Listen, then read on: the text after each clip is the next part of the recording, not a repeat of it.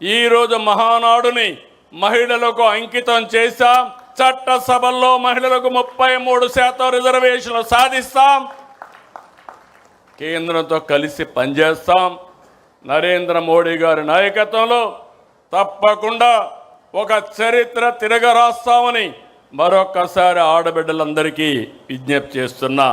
ప్రతి బిడ్డను చదివించుకోవాలని తల్లుల ఆకాంక్షను అర్థం చేసుకుని తల్లికి వందనం కింద ఎంతమంది పిల్లలుంటే అంతమంది పిల్లలకు 15,000 చొప్పున తల్లి అకౌంట్లో వేస్తున్నామని చెప్పి కూడా నేను మీకు తెలియజేస్తున్నా. విద్య, ఉద్యోగం, ఉపాధికి వెళ్ళే ప్రతి ఆడబిడ్డకు చేయూత ఇవ్వాలని, ఆర్థికంగా వెసులుబాటు ఇవ్వాలని స్త్రీ శక్తి తెచ్చాం. నేడు ఉచిత బస్సు ప్రయాణం బిగ్ హిట్. ఎక్కడ పోయినా ఏ బస్సులో చూసినా నా ఆడబిడ్డలే కనపడుస్తున్నారు.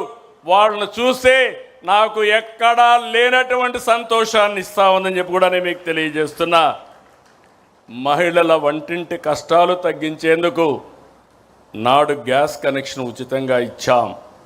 నేడు ఉచితంగా 3 సిలిండర్లు సంవత్సరానికి ఇస్తున్నాం. 1,00,000 మంది మహిళలను పారిశ్రామికవేత్తలను చేశాం.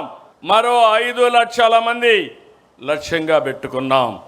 స్వయం ఏపీతో బ్రాండింగ్ కూడా చేస్తున్నాం. మహిళల రక్షణకు అత్యంత ప్రాధాన్యత ఇస్తున్నాం. ఎవరైనా ఆడబిడ్డల జోరుకొస్తే అదే చివరి రోజని నిరూపించాం. కంటిన్యూ కూడా చేస్తాం. గంజాయి, డ్రగ్స్పై అత్యంత కఠినంగా ఉన్నాం. సోషల్ సైకోల తాట తీసి మహిళల ఆత్మగౌరవాన్ని కాపాడుతాం, నిలబెట్టుకుంటాం.